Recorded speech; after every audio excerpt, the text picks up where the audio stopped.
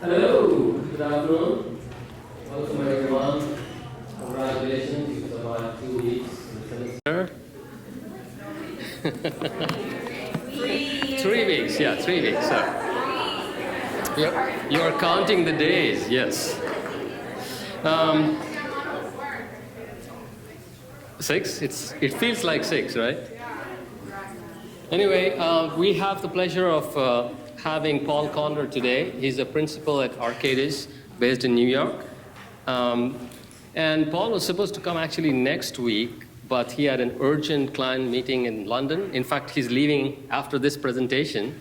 So I asked him to come a week before, and he was very generous enough to complete the presentation. And I'd also like to thank John Ragno from RDKL. Where is John? Yes. John was the one who introduced us to Paul.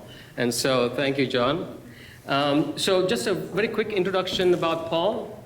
Paul leads the global experience design practice serving retail, hospitality, and technology brands.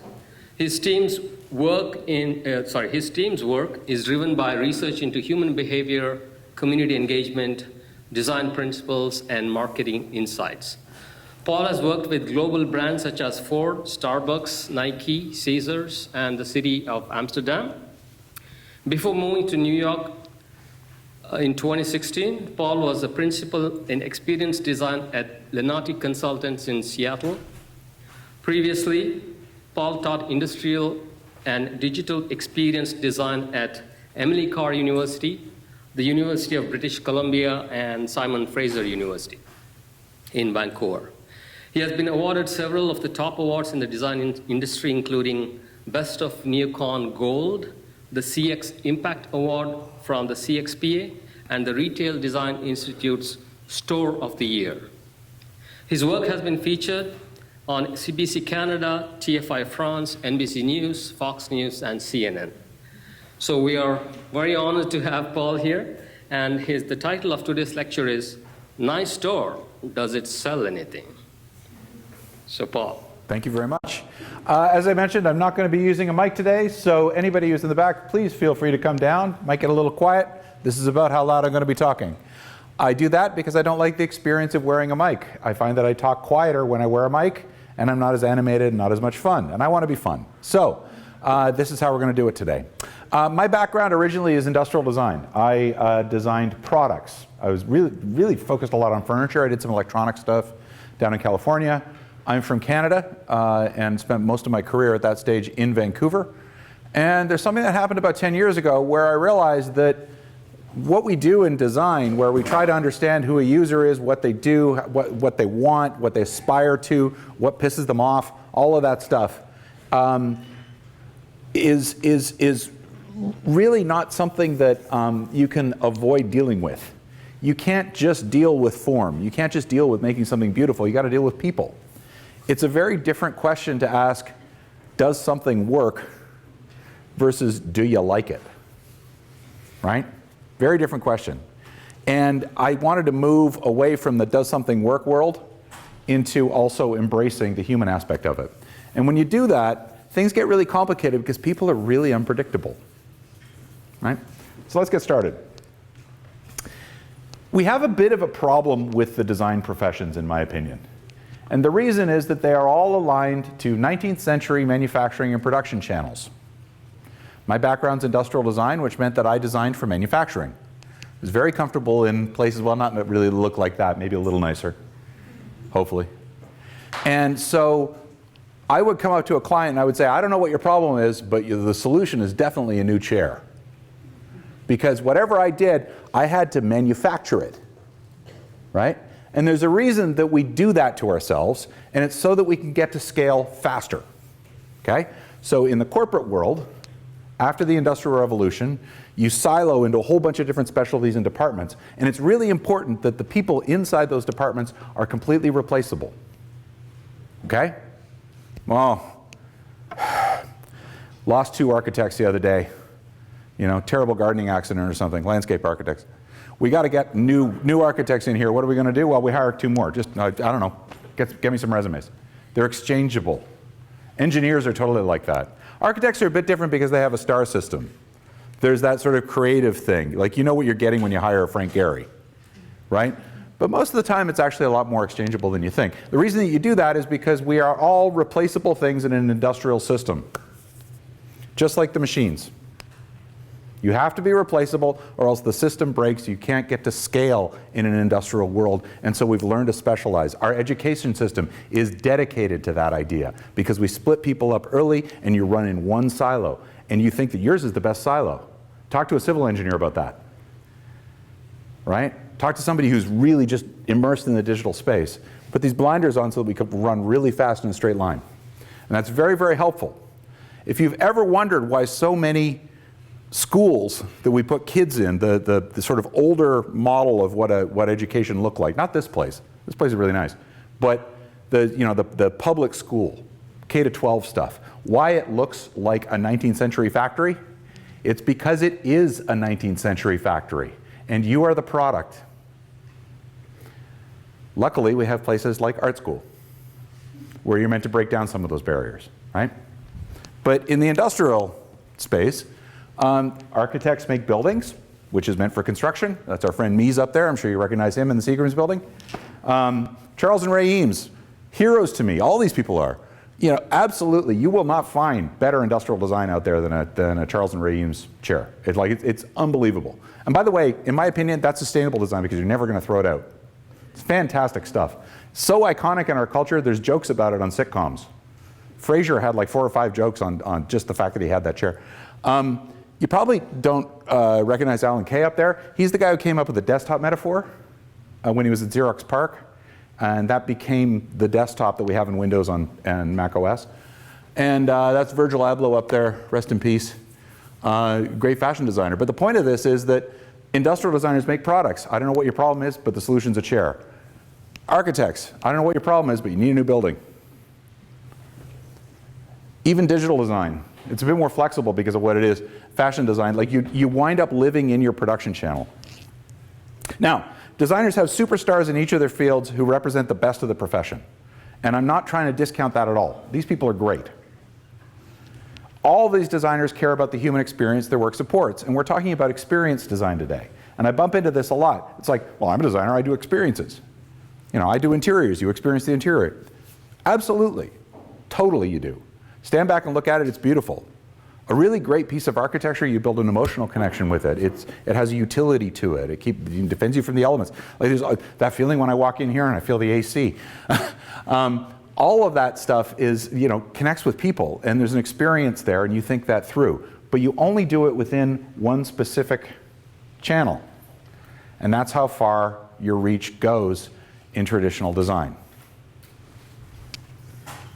But that isn't how we experience the world, is it? The way we experience the world is a lot more rich. We experience a whole bunch of things at once. Let's take a look, and I'm back in the commercial space here because we're talking about retail. This applies to lots of other things too. But I need a vacation. I just got off a flight that was badly delayed and the food sucked, so I ranted about it on Twitter, and someone met me at the gate when I landed and gave me a first-class upgrade for my trip home and access to the lounge for my next trip. By the way, a bunch of airlines can do that. They will listen to you while you're in the air and make it right when you land. They can't do it every time, so they don't advertise it, plus you'll totally abuse it, right?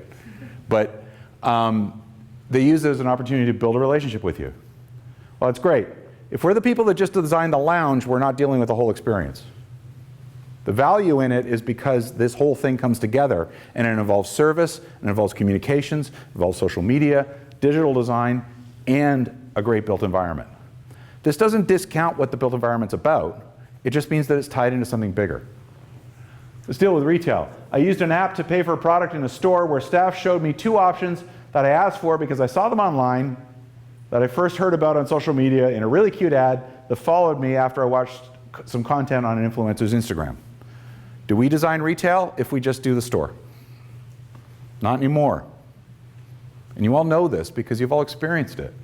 You know that this is what it feels like. I'm not going to read all of these. Let's skip workplace. That one's complicated.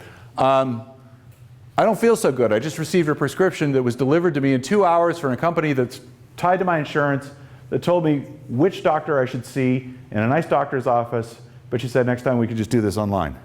The experience of healthcare is maybe 30% in a physical environment now, right? Healthcare is bigger. All of these things are bigger.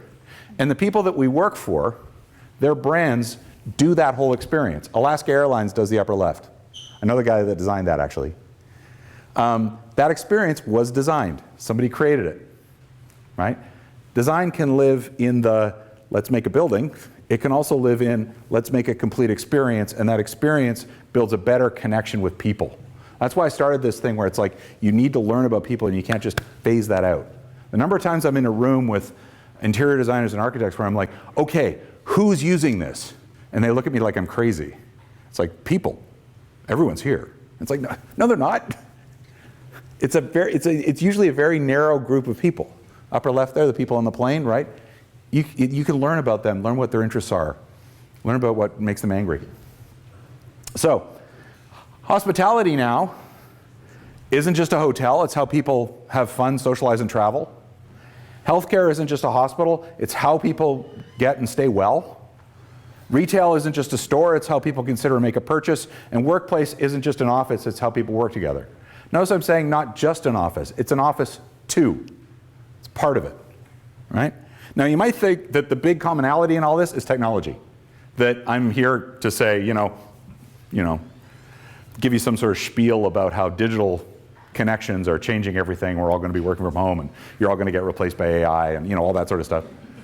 And it's not about that actually. The common word in each of these is people. All right? So it's about understanding people, learning about people, building empathy with people, understanding them so that you can create something that's valuable for them. And when you do that, clients make money. And they, which is the reason that they hire you. If you're a retail designer, the reason that they're hiring you is because they want you to make some sort of an experience in an interior that sells stuff, right?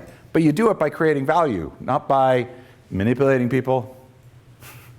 We had a discussion about that earlier. That's a fine line, actually. You do it by creating an experience for them that they find value in. People are why we design. People are more important than stuff, and we can't just be in the stuff business anymore. So, while we used to think that planning, architecture, and interiors kind of own the entire experience, like in the old days, like in the 70s when I was a kid, you'd go to the hardware store and say, I need a power tool, I need a drill. And the guy shows you the drills, and you pick the one that you like and you can afford, and then you leave. You pay for it, hopefully.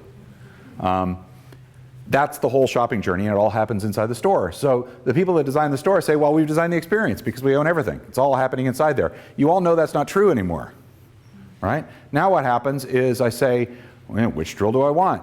What's the right thing for me? What's the right price? I'm probably shopping online. Maybe there's two that I want. I go to Home Depot. I take a look at two of them. I'm informed as a customer. Very different journey. I know right where to go, and I'm only going to look at the things that I've researched. I pick one. I pay for it there. Or maybe I just ordered it online, and it was shipped directly from the store, which actually affects the design of the store too. Or maybe I did click and collect, and I went and picked it up. That messes with the store as well, because you got to figure out how to operationalize that in the store. Right? So the whole programming of the store is completely different. It's not that it's gone away. In fact, it's just as important as ever. But you've got this different function that it has to serve because it's part of a larger ecosystem. And that larger ecosystem kind of looks like this. You got planning, architecture, and interiors, and just out of courtesy for you guys, I put it at the top. Okay? You've got activations, events, things like that, how you bring the place to life. You've got digital experiences that happen in the space, and that's really big. That could be anything from an app all the way up to a great big immersive experience. Services, how you deploy them, how you operationalize people, interacting with people in this space, Brand and communications, data and personalization, which is huge. There's an underlying link in all of this where how do you collect data so that you can personalize an experience? And how do you use that data ethically? Experience design doesn't design any one of those things. I used to design products, which isn't even on this. But experience design is about choreographing all of those things so that they work together. Think about a really crappy experience that you've had in the last little while. Chances are, if it's in a store and it's a crappy experience, it's because two of these things are disconnected. The big one for me is service and digital is disconnected. They don't know anything about you. They look you up and down. You say, hey, do you have this in the store? And they go, No, get it online. I hate that. I came all the way down there. I'm here to buy this thing, you know? Or better yet, on the website it said you have it and you don't, right? How often does that happen? It's the disconnection between those things that makes a mess and immediately it gives you a reason to shop somewhere else. When that happens, your client loses you as a customer. Yikes. That's no good. Now, if you're smart like Alaska Airlines, you'll figure out a way to take that and make it an opportunity to bring them back in, right? That's just classic retail thinking, but that stuff has to be applied to the design of all of these things so that they work together, and 99.9% of the time they have to work together. The ratio of stuff to non-stuff in this is exactly 1 to 6, or 1 to 5. I don't know if you include XD as stuff, but. So experience design sits at the middle and choreographs all those things. It's strategic. It comes in at a different point in the business cycle as well. Because to have that conversation, you have to be talking strategically with the client. So the program that architects often get as a brief comes from someone who's doing the experience design. So it has to have these fixtures, it has to show this product, it has to have this much space, it has to have an omni-channel area in the front, it has a fulfillment center in the back. All that stuff is coming strategically from experienced designers and the people that they're working with at corporate. So it sort of comes in a bit before. A lot of the time when they teach architecture, I'm not sure if you're taught this way, you might recognize this. Schematic or concept, design development, construction documents, and construction administration. If you go to the AIA, those are the standard phases that architects go through. Companies have different versions of this. They say, discover, define, design, deliver, or something. It's always alliteration. It's always 4 Ds or something. It's usually 4 or 5, so you can wrap your head around it. It's never 8. And more we're putting research at the beginning about the market and competition and some vision and programming in at the beginning. So you've got a brief that's being handed to you, and you might be able to push on that a little bit, right? So this is a really, really great way to produce a predictable outcome. So the client says, I've got a program, I want you to make a building, I want you to make a store, a hospital, whatever that is. At the end of it, you get that building. Maybe a little better. Now, that could be a really moving space to look at. It could be a really beautiful space to experience. I'm not trying to discount this, but it's linear and it produces what's in the brief, right? Client says, I want a logo, you get a logo. And it might be a great logo. It could be the Nike logo could come out of this, right? Apple logo comes out of a process like this. It's okay, but it's exactly what you asked for at the beginning. But if the client asks for something that they can't define, like for example, I want to engage a new market through a complex web of channels and experiences, which is what shopping actually is now, you get a big fat red fail at the end of this. And the reason is, people are just too damn unpredictable. You can't, no matter how much research you do at the beginning, doesn't matter how much research you do at the beginning of this thing, there's no way you're going to be able to predict every little bit of human behavior over here and all those connections that have to happen between those bubbles, right? So you need a different process because that stage is going to fail if you apply the regular old linear process to it. That's okay if you want to make a building. This is Mies again. If you come in and you have this sort of moment of genius that creates this fantastic new typology of architecture. This is the first big glass tower in New York. Actually, debatable Lever House across the street, but you can still do that within that linear process, but a lot of this is already prescribed. We know how people use buildings. We have a lot of standards. We have a lot of building codes that tell you how to make one. The site is telling you a lot, right? So you're getting your information from different places. It doesn't have to be as human-centric, right? So I say that this is a building-centric process, not a human-centric process, because there's no people in it. The whole thing's about making a building. You started with a thing saying, make me a building, and you made them a building. And you did it with standards and codes and things like that on the way through. Industrial designers, software designers, service designers, they've invented a different approach to deal with the unpredictability of human behavior. Those moments where it breaks because you can't anticipate how people are going to use it. Could you imagine if you made the first building? The very first building. People came up to it and didn't know what it was. What does this door thing do? Don't know that it's called a door, right? It'd be unpredictable, it wouldn't work. Software is like that. Every new app you start is like that. What the hell does this thing do? Supposed to put my name in here? You know, there's some stuff that's standard. We've standardized a lot of things in apps now, but that process is actually called agile, and it's where the research never stops and the user's input guides the whole process. So you start with some sort of a brief at the beginning that's usually more like a problem statement than it is a site and this is how many rooms we need in the hotel. Okay? And then right away you build a prototype. You just, this is wrong, but I'm going to build the closest thing that I can and see if it works. And you build it as cheap as you possibly can. And so you do it in like Figma or one of those things for software. We've been known to mock up things out of cardboard, all that kind of stuff. Try it. Just try it really fast. Let it fail when you test it. Learn from the test and figure, is this the right decision or not? Should we go this direction? Let it fall off completely. Let it fail. Kill the program off if it doesn't show any progress. Or you get to a sort of a product release 1.0 after you've refined it by going around and around on the spin cycle here. So you iterate over and over and over again until the thing gets good enough that you can release the very first MVP or minimum viable product. This is how software is made. This is why you have so many versions of software, right? And then you keep iterating for future releases and you never actually leave beta. The version that's actually out there on the market is the one that is going to evolve in the next round. So let's compare these two processes. This is what's known as a waterfall process because it's linear. It goes one thing to the next thing to the next thing to the next thing. And it's linear and sequential, which is fine for doing some things, but agile, circular, and iterative. Waterfall is based on the designer's intent. How much do designers like to talk about that? My intent, right? It's a big thing. Over here, it's based on user input. We don't know what the solution is. We're counting on our users to tell us. It's terrifying. It's also a lot of fun because you don't have to come up with the best ideas all the time. You're going to watch how people use stuff.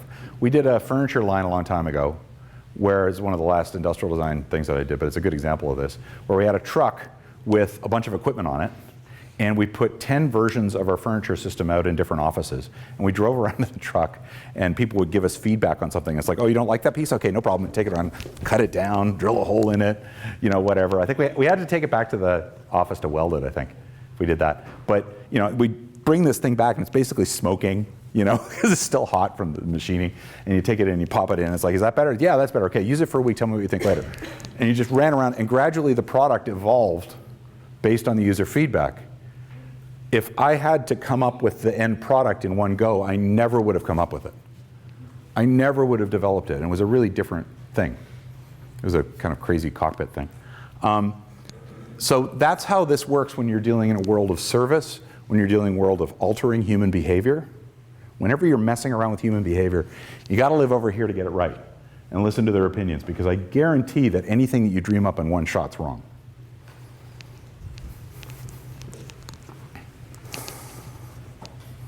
One thing that I like in this is that product-centric versus human-centric. I talked about that. Top-down versus participatory. Old-school design firms. The principal. That's me.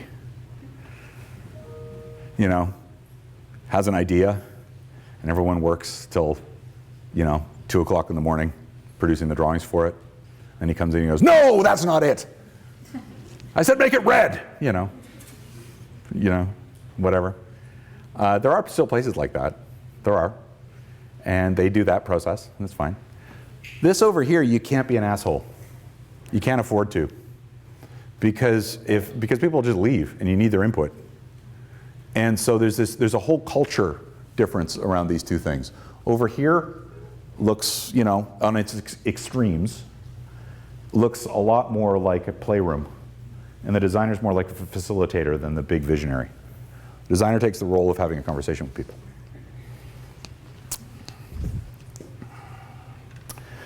This is the Microsoft mouse, which at the time was the #1 selling mouse of all time. This is by IDEO. I didn't do this. I wish I did. I was 19 or something. when it came out. I think it's still #1, actually. So that's the mouse, the real one. All these are blocks of foam that have been taken down with sandpaper and carved to feel like a mouse. And they try it. They weighted some of them down. They put weight in it. This is IDEO did this. Or maybe it was Frog. It was one of them. So IDEO or Frog. And you could test it out and see how it feels. And you notice that all of them up there suck a little bit more than the real one. Like the one at the bottom is definitely the best choice, right? You'd never get to that one right out of the gate. You wouldn't just draw that. You can't. You can't just be the person that does that. And doing it on a sketch pad won't get you there. I think you could rule out probably 2/3 of these on a sketch pad, honestly. You could probably just sketch it and say, no, that's a dumb one. Like that sort of funny pyramid-looking one up at the top or whatever. You know, aren't you glad mice didn't stop there? Could you imagine? It's like, no, here's your mouse, you know. It's about that sort of ergonomics. And it's a huge portion of, like people think of ergonomics as being something where it's like my physical interaction with this chair, that's ergonomics. And actually, a huge portion of it is sort of cognitive. Like what do you think about it? Do you understand it? Does it make sense? That's why one button's bigger than the other button on the mouse. See that? And there's actually a little bump in between them so you can sense where that thing is. And another side of it's emotional. Like, does it have a positive association for you, right? And you guys play in that space all the time. You're always thinking about the associations. Do people understand this kind of thing? So bringing that thinking to it is really important. The process would have looked like that. This is as best I can map it out by the similarities of different mice on there. I don't really know what order it was, but that's how many iterations it took through that cycle of testing. When I say rapid testing, I mean really rapid. Like, you know, it could be minutes. So let's get into a couple of examples of how this applies into the built environment. This is a project, financial industry project for a company called Ponce Bank, really great little community bank in New York. This is the before shot, okay? We didn't design this. Sort of 1970s banking model, bulletproof glass in front of the tellers, big lineup out the door, everything's based on paper, lots of like elderly people in there who want to use their passbook. You stuff it under the glass and then, you know, remember the old dot matrix printers? You guys probably don't remember those too well. You know, right? They had all that. But they were really important as a community bank. Like people really loved this bank. And they were really good about loaning to people who weren't, you know, in the total top tax bracket. You know, they wanted to help build local community businesses and things. So where they came to with us was that new technology that had been available, sort of white labeled, made it possible to transform the experience and get it into something that was a lot more seamless and a lot more effortless. But it meant adopting a whole bunch of new digital technology all at once. And you know, whenever that happens, it's going to screw up, right? Like, there's no way that you're just going to take this whole thing, plug it in one day, and you have a new bank. Like, but that's how they sell it to you. So there's a problem there because the IT guys are always, they're never really too sure what's going to happen when you deploy it all. They really don't know. And then the big thing is, how do the people that are there, the people that are doing the service, how do they interact with customers so they're not tripping over each other with all this new tech? How many people on the floors should there be? How can we create a great experience for the staff? Whenever you create great staff experience, by the way, you create great customer experience. Every time. Okay? So let's create a great experience for them and support them. And then finally, how do we do this in a way where we're not alienating the older clients? There was a big worry that you'd wind up with older clients just walking away from this because it's just like, oh, it's too complicated, it's too technological, whatever. And there's that kind of crazy assumption. It's just kind of like, you know, anyone over 45 doesn't know how to use an iPhone. I'm 53.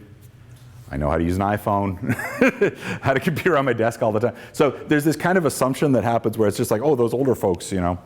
So how do we get this right? So we started with a bunch of co-creation workshops with leadership, staff and managers.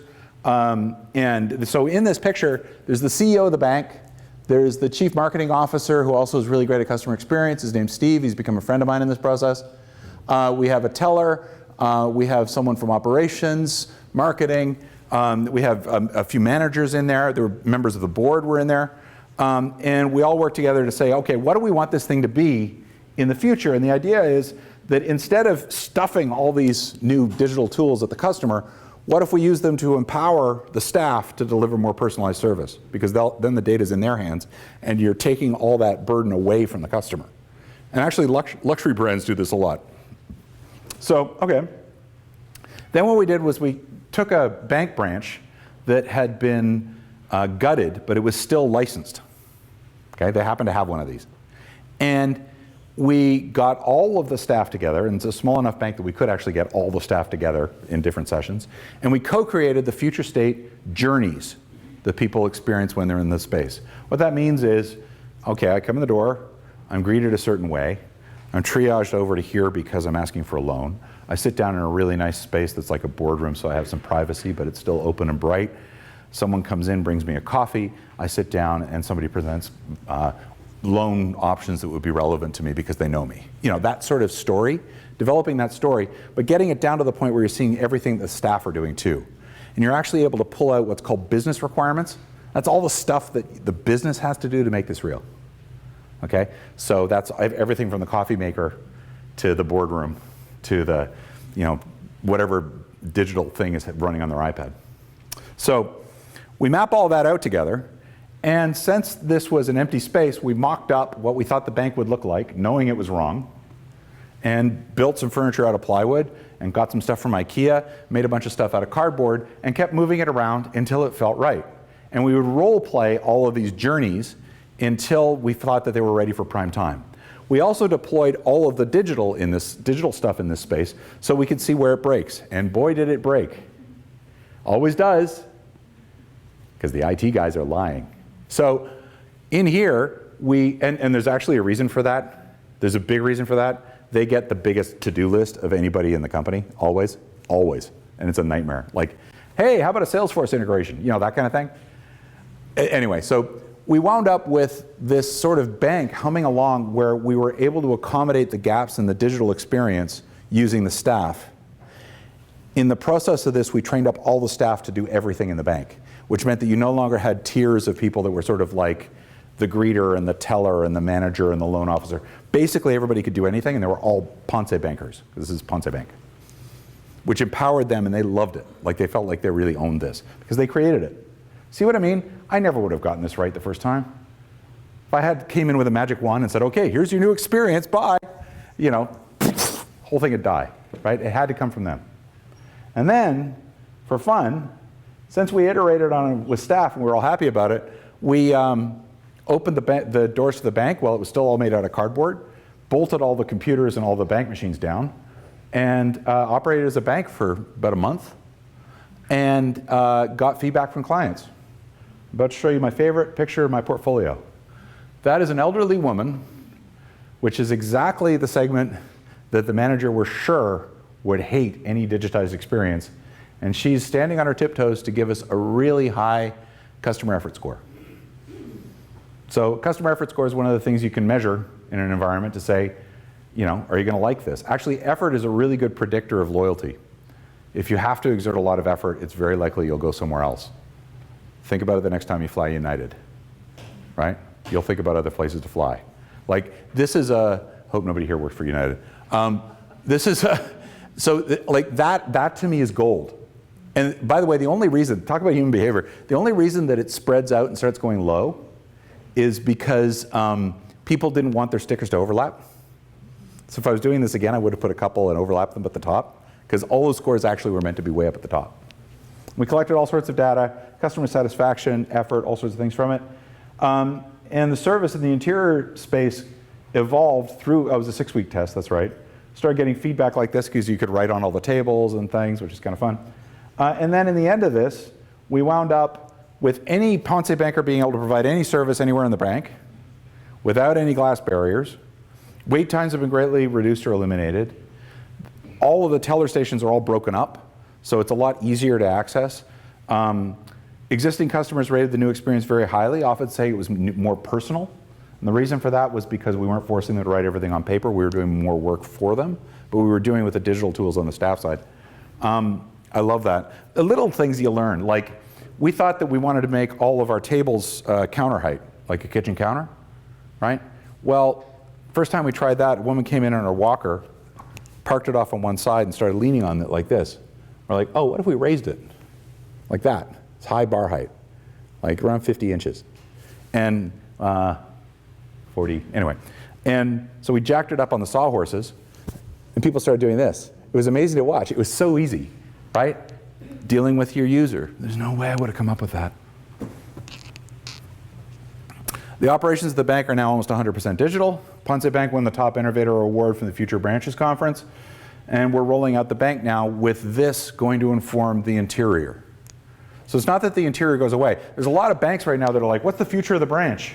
You know, should this whole thing be in your app? And it's like, there's still going to be branches. There's still going to be reasons for branches to happen. We're still going to design them. They're just going to be different. And they have to go through a process like this to be able to be right.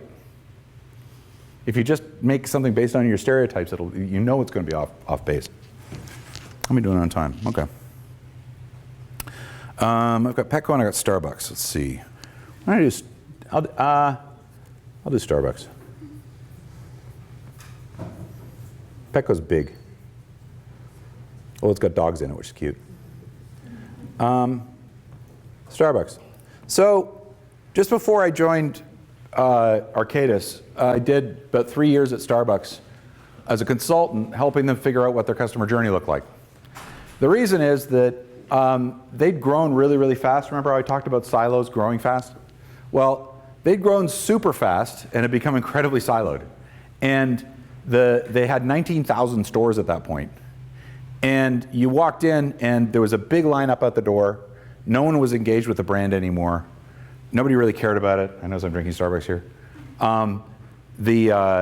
When you walk in, you smell those gross egg sandwiches.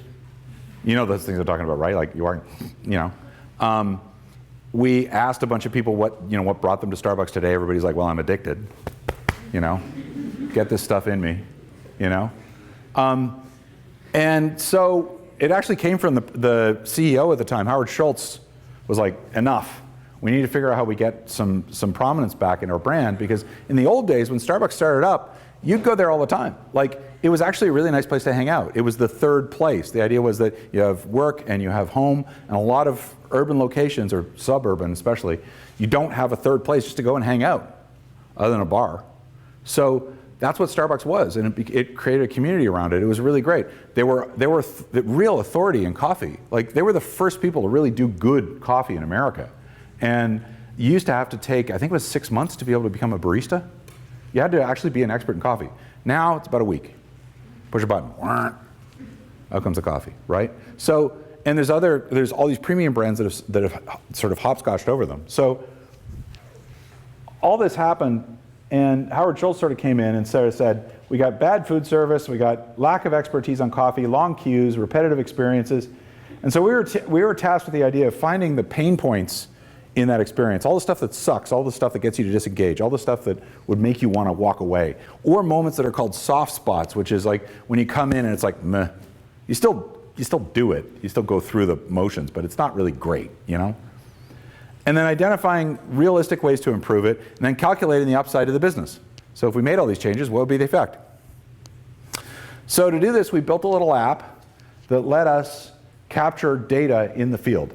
You'd sit in a Starbucks, I'd sit in a Starbucks, and I would watch people, and I would say, guy in a black shirt, silver fox hair, it's my friend John there, and I'd watch him as he comes in, and what does he look at? Does he browse? Does he look at the menu? Does he have a social interaction with somebody? Is there a service interaction? And then he moves into the next store zone, and automatically that puts a timestamp on it, so I can see how long he was there. And he'd go through each store zone, and it would also collect things like emotional cues. Does he look happy, frustrated, pissed off, whatever? It's amazing how many times you can see it on people's faces. You know, you come in happy and you leave angry. You know, my coffee took too long, right? Came out cold, sitting around, like all this, and we were able to build this enormous model and then compare it to the financial output of the store. And we could see in about 10-minute increments what was actually going on with the sales. And so we selected 120 stores across America, and we found out, and we sent a team out, and we did differing depths of this, like we do a really deep dive on maybe about a dozen of them. And this is the stuff that we were pulling out of it. Like, what does the experience look like? What are the hotspots and and all their displays? What's visible? What's not? It's amazing how many of these things are. Oh, here's a pointer. Stop designing an elevation, please. Okay, I hope you guys don't do that. The number of people that I see, they start designing like retail fixtures in elevation, and it has absolutely no bearing on someone's sightline. So, like, take a look up there. Like, the little girl can see down at the bottom of it, but her mother can't see like 2/3 of what's in the case. The reason there's a hot spot in the food case is because if it hits your eye line, and if you're standing up close to it like this, like most of the food's cut off. Like, it's amazing how people are like, oh, this product sells great. It's like, no, you have like just a really lousy fixture system. You haven't thought it through. The basic ergonomics of shelving. Please learn that stuff. And that it all applies also to the staff. So taking a look at all the operations and things. The big stuff was we were able to pull that data off of that app and create these visualizations like this that showed how people move through the space. And big thing with this is a U-shaped queue. Okay, you go to the back of the store and then you come back out to the front. All right. They were still building stores where people went straight to the POS, like if the door was on the far right here, because you'd have a shorter distance. And there's a massive difference in sales between those two. Why do you think that is? Mm-hmm. Yep. It also creates a zone of decompression, so you slow down a little bit. And you actually want a little bit of a queue so that people can decide what they want. The big one that was really interesting to me was that if you bought food, you tended to upgrade your coffee. The old thinking on that was you came for the coffee and I'll attach some food. It's actually the other way around sometimes. You buy food, you upgrade your coffee. You've probably all done it. So all of this could be correlated. We could actually understand why people were behaving a certain way, why spending was being affected a certain way. The guy out here, as manager, out at the front of the line starts collecting orders with a walkie-talkie. You may have seen this in some really busy stores. And then the coffee's ready for you when you come over to the POS. So by the time you get to the cash register, the coffee's ready for you and hand it off. You don't have to wait at the far end for your cappuccino or whatever. The timing of this is really tough, but when it works, it's magic. You shave about 30% of the time off. But what's interesting is that we started seeing emotional cues were a lot friendlier. You were more likely to have a conversation. You were more likely, less like, you know that feeling when you're sort of anxious because you're in queue? You know, it's kind of like, am I getting up to the front? You know, like I got to watch where this guy behind me is coming up fast. Right? Well, if you get your order in already, you don't feel that. And people are more likely to actually talk to each other. It was really interesting to watch. And we said, all right, what if we put a sample station in over there? See the woman over there on the left? And so she started by handing out samples. It was really interesting because immediately then we sell whatever that sample was. But then she started selling something, bean coffee. Now this is 6 in the morning in New York. Who buys bean coffee at 6 o'clock in the morning? Nobody. But we sold about a month's worth of bean coffee in about an hour because people were open to the conversation, right? And you know, it's great. So we thought that we'd found sort of the holy grail here, but it actually doesn't work if the store's not super busy. Because all you wind up doing is just jamming more people into the POS, and they don't have the time to slow down, and they don't interact and all that. So it only really works when it's busy. This was the research that went into the Starbucks app. Okay? The Starbucks app kind of does this. You order before you come in the store, and it's ready for you when you get there. So it was proving that you could actually do this and not see a drop in sales. This is how many operations it takes to serve a bagel. I'm really getting into the weeds here. The things in the orange circles were in the wrong place. I'm not going to tell you some of the things that I've seen, especially in fast food restaurants. You'll never eat again. Starbucks is better than most, but operationally it was a nightmare. And so we made recommendations to be able to sort of clean that up. We did the cardboard thing again, made a cardboard mock-up of it. We ran this for about a month. We served food out of there. We tested all the sight lines, made sure that you could actually see everything. Got it so that you could actually talk to somebody over the case, which is really, really important. Because if you don't have that moment, you lose a lot. Not all this stuff went into production. This is the thing I can't show you, which is the recommendations. We made 27 recommendations at the end. You know, things like the queue, the new cases, all that sort of stuff, sight lines, all that. We decluttered the store. I don't know if you remember this. Remember when they used to sell like teddy bears and stuff? And then we had a business model behind all of them because we were able to get all the analytics from the store to be able to say, This is the impact if you get this right. And the impact of this is measured in the hundreds of millions of dollars. And it was published. We did something similar for the drive-through. I didn't lead that one. I was involved. I led the cafe, but the drive-through alone was 500 million. And the recommendations that we made were mostly things that the interior designers kind of wanted to do anyway, but they didn't have the data for it. You know, why would you do this? You know, why are you taking product off the shelves? Well, because it's a better shopping experience, right? Why are you decluttering the queue? We want to sell all that sort of stuff. And it's like, well, it's not selling, and it's in the way. And so along the top there, you can see all the changes that we made. It doesn't really affect the look and feel. I've never actually come in and done a thing where I'm kind of like, you know, okay, let's change the materials on this, or you know, that kind of thing. I'm not really playing in that sort of space. It's about creating the right configuration so the space is way more shoppable. You get what you want, you have a better experience, and the staff are happy. And that to me is the goal of what retail is.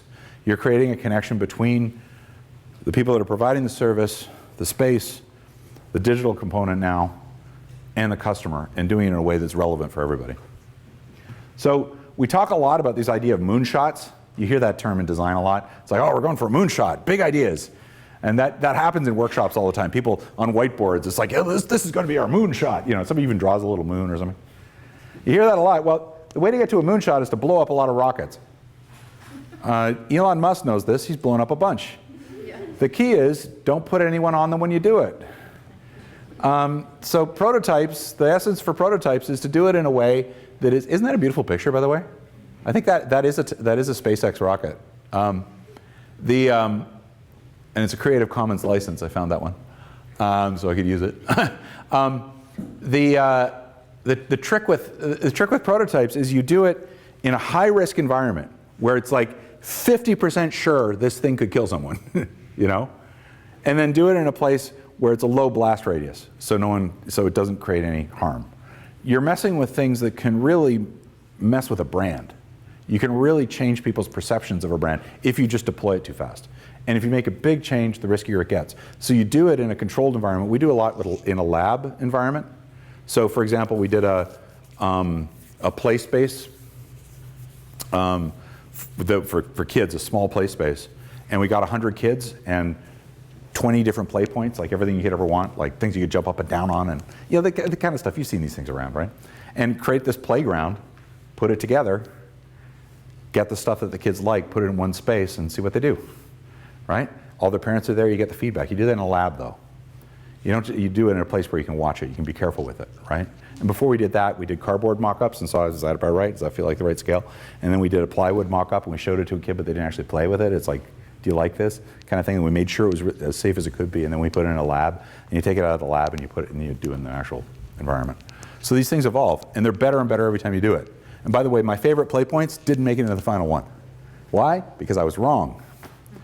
And the user told me about what the thing needed to be. That was a really fun project, actually. Quote from Laurie Anderson. Y'all know who Laurie Anderson is? Look her up. She's a composer from, well, she's still around doing great work. Composer, artist, violinist, performance artist. The problem with prototypes is they don't always work. I love that. The point of this is to break something and learn from it. Much more fun than sweating it out, trying to come up with a perfect idea. Get the input from the user and from the environment, test it out, see whether it fails. This is why every consultancy out there has bought a small experience design group. Every major consultancy, these aren't architecture firms on the right, those are consultancies like Deloitte, Ernst & Young, McKinsey, they have hundreds of thousands of people. And the design firms are on the left. And those are all experience design firms.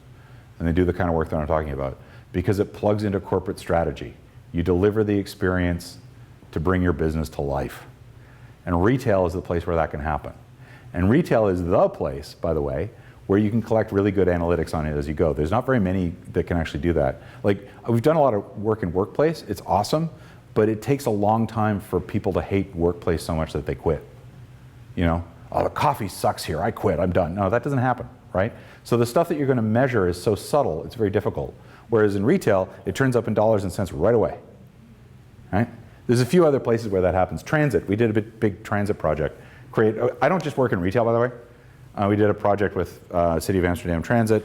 It's an app to be able to help you navigate the transit system, and it's gamified with incentives in it, and you can sort of keep a bunch of money from your employer if you walk to work and things like that, to try to get you to use more carbon neutral means of transit. That kind of thing you can start picking up information on really quickly. The key is to measure your success right out of the gate. It drives me crazy when I bump into retail design firms that have no idea whether or not their store was successful. You can see it when they still use it in their portfolio. It's like, that store closed. It did terribly. And it's like, yeah, but look at the finish. I mean, this facade, oh, beautiful. God, I hate that. Or there's something that's a success and they don't know. I found out today a store that somebody worked on who I know. It's like, oh yeah, we produced that for half the price of the earlier ones and it's 60% increase in accessory sales. It's like, what? Get that on a t-shirt. That's the stuff that the clients actually understand.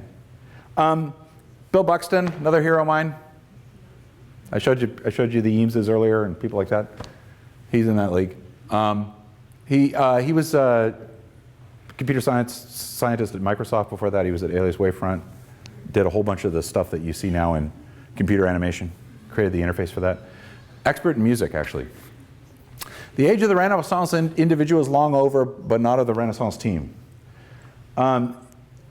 This is kind of a Renaissance man. Okay, he was a bit later, and yeah, it's kind of a shaky concept, but the grand, brilliant composer who has a direct line to God, who creates this stuff, and we have no idea how he got it. Oh my God, it's brilliant. Like, you're never going to do better than this. It's fantastic.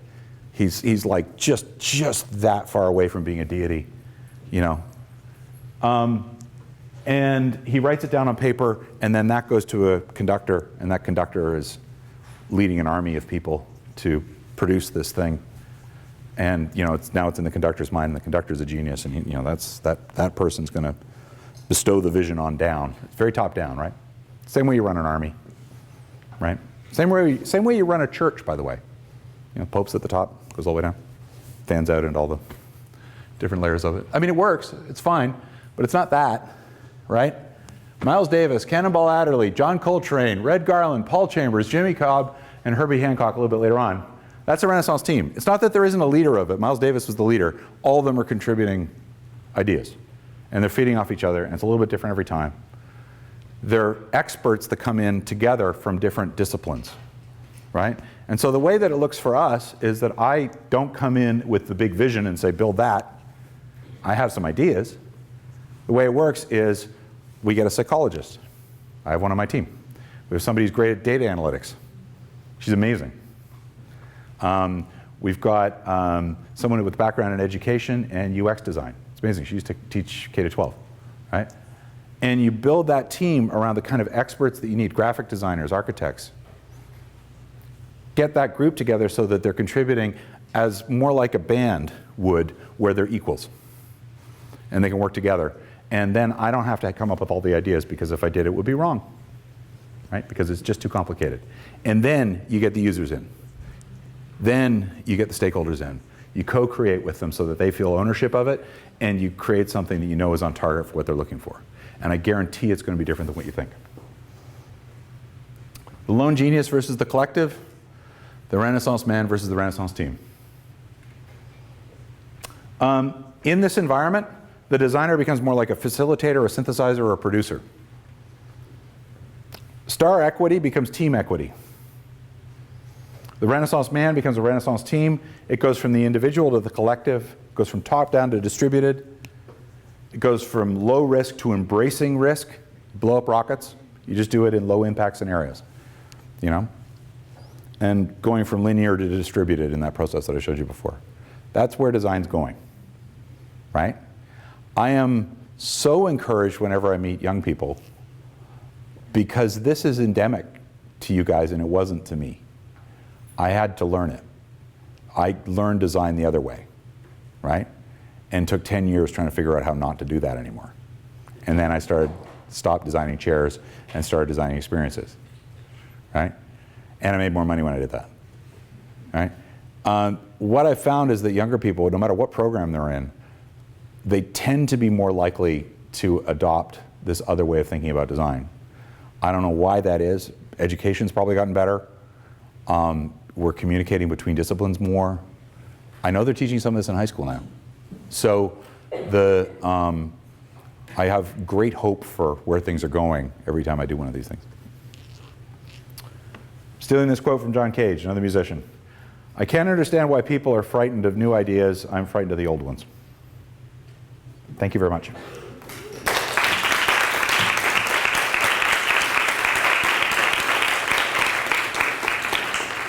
All right, we have some time for a few questions. Any questions for Paul?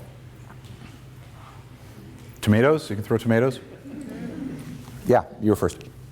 So, what would be your advice for how we should implement this strategy as, you say young people coming into new architecture firms where we're kind of like, I don't want to say like bottom of the totem pole, but could we come in and say like, hey, like I have an idea, let's rent a warehouse and like set up a prototype. Like, how would you go about that type of thing? Honestly, actually, John? John and I work together. It's interesting because all firms work a little bit differently. I found when I came into Arcadis, it was called CRTKL at the time. There were groups of people that were really open to change and others that were a little bit more conservative about stuff, and that's okay. The difference for me, though, was I was coming in at a senior enough level that I had a relationship with the client. So I could speak to the client about how to do it. So to get to that point, you kind of need to be in a place where you can affect the original project plan. You need to be in a place where you're having a conversation with people about how to crack the nut on a complex project. In retail, you're lucky because the teams tend to be fairly small. You're not dealing with hundreds of people, and you need to get the ear of somebody that seems to be open for it, so that is getting embedded in the way that the project's proposed. Because once the project's proposed and the fees locked down, you're not going to go in there and say, hey, can we rent a warehouse, right? The other one is get yourself on a project team with a really, really smart client. So there's some firms that I've dealt with that are a little behind the times, and then there's others that are quite a bit ahead that embrace this kind of stuff that I'm talking about, and they push it on us. They're kind of like, okay, this is the process we're taking. You're designing a store, right? Okay, well, let's think through the experience. Let's mock this up. And so how you navigate that firm internally has to do with the principals and people like that you're connected with, the teams that you're building, and the clients that you're engaged with. I don't have an easy answer for you as far as being able to walk in and just sort of say, hey guys, I've got a great idea. There's a bit of navigation you need to do in there to be able to make it work, but we're seeing change happen everywhere. And the nice thing about it is that the language from this sells to the clients because they're sort of thinking about it already. I guarantee you every retailer's thought about customer experience. Every healthcare provider has thought about patient experience. So don't be the guy that starts the conversation with drywall, right? Start with something that's about, how do we build your business? How do we create a better experience for your customers? How do we increase your staff retention? All the human stuff, right? Thanks. Yeah. Has there been a project that really made you change your perspective on experience design? The Starbucks one was good. It's why I showed it, because that's a while ago. Favorite one? Anything recent? My favorite is probably there's a project that I didn't show you here because of time. We worked with Petco. I'm a big animal lover. Got a dog. Her name's Zed. Zed is how Canadians say the letter Z, if you're wondering where that came from. It's also how everybody else says the letter Z. But that was fun because they wanted to really transform their whole brand and go from a commodified store in the suburbs that sells 60-pound bags of dog food and you have to haul it out to your car, to being an omni-channel hub that sells, you know what omni-channel is, right? That sells into a whole neighborhood and provides all the services you need to be a great pet parent, including health and wellness. Being a real expert in food. They made some big scary moves. They got rid of all of their heavily processed food. They upped their game in that. They upped their game in nutrition. And so we came in at a point where they wanted to transform all of that, and we did a prototype store that became their #1 store in the network. Yeah, and it was amazing. And we were partnered with a great interiors team that came with us for the whole journey, and we built the prototypes together, and they influenced it, and they had fun with it, and yes. I have a question related to that. Yeah. In that project, I'm assuming that you have two clients. You have the pet parents and the pets, because in that place, the pets are. Yep. Did you take into account that? Oh yeah. We had some real fun with that.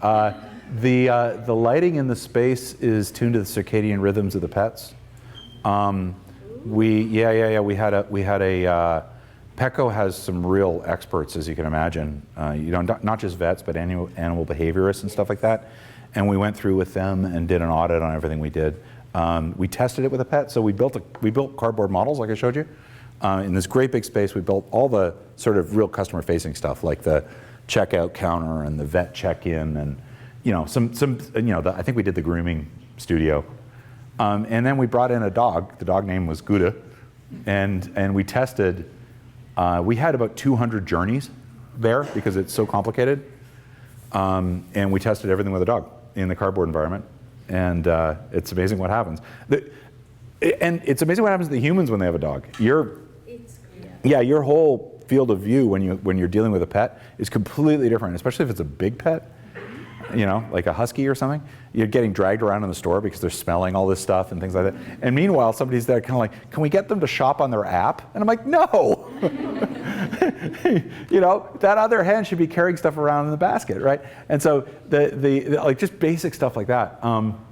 We also, that was probably one of the more complicated ones that I'd done, where we worked with the entire cross-functional team. So that means IT, digital design, communications, research. They had a killer research team.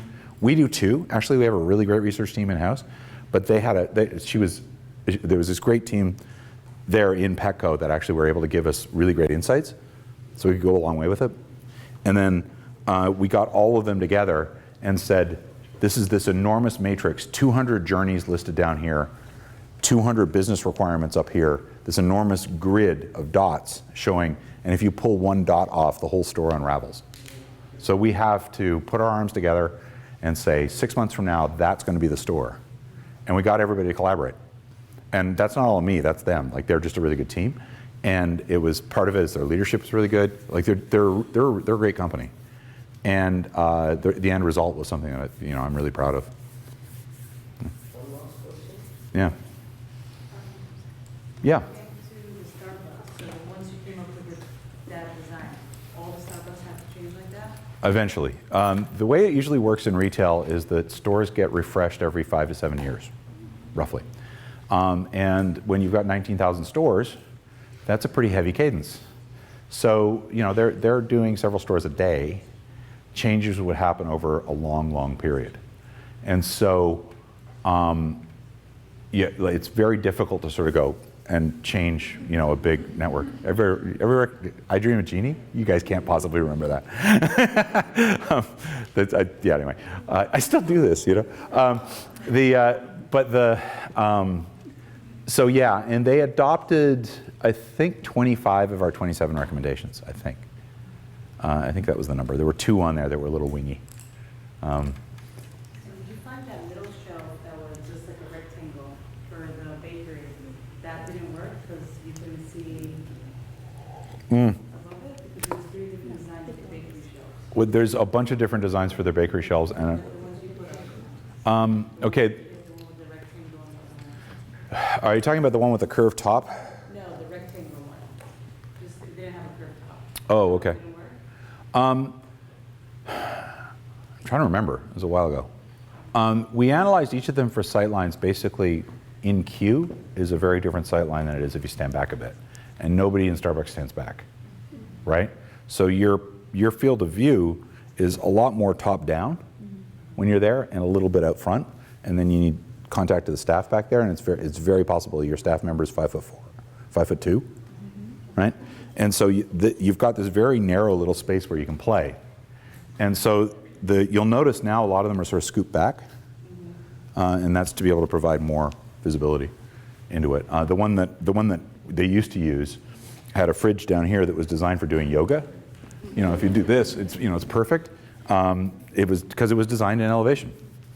You know, and I know that we love to draw that way, but please stop. You know, I know it's great, but there's all these views, like the classic views in architecture and design, same thing with industrial design, are things you can't see. You can't see a floor plan, you can't see the elevation. Ever. It's always some hybrid of the 2 and 3 dimensions. You're never actually going to go up in a helicopter, take the ceiling off and look, you know. But the amount of time that we sort of send, oh, I'm going to line this up with that, and I'm going to line that up. Oh, yes, I got this perfect golden rectangle going through, you know. Like, huh? No. And by the way, that doesn't help sell you anything, right? Which is what your client wants to do. So you're in the business of connecting with people, right? That's why art and architecture connect. Because you're in the business of connecting with people and having an emotional response in whatever that is. And like good art, the customer is participating in that. They are an active participant in that. Bernard Newman used to talk about that you're an active participant in this thing. The art isn't the thing on the wall, it's the interaction between the two. You work in that space. So we can go way down that road if you want to. That's absolutely fantastic. We can also go way over into this analytical, numbers-based, sales-driven kind of commercial side of it, consulting side of it. It's the melding of those two things. They used to talk about the idea that it's like, you know, oh, it's a combination of engineering and art, and I think it's actually way more a combination of sort of like human sciences and art. Right? We know how to make things work now. Like we basically know how to make buildings stand up, right? That part of it is I mean, you got to know it well enough that you work in that language, and then once you get past that, you're about connecting with people, especially in retail.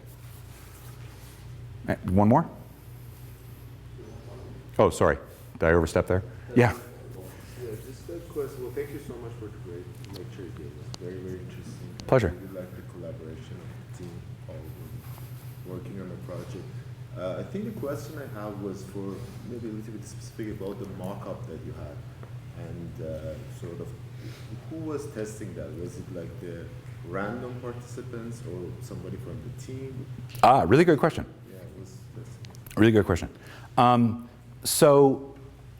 There's a whole best practice for this. What he's asked is, when we're doing mock-ups, where do you get the people to try it? So usually what happens is you start with a very limited, first of all, it depends how risky it is.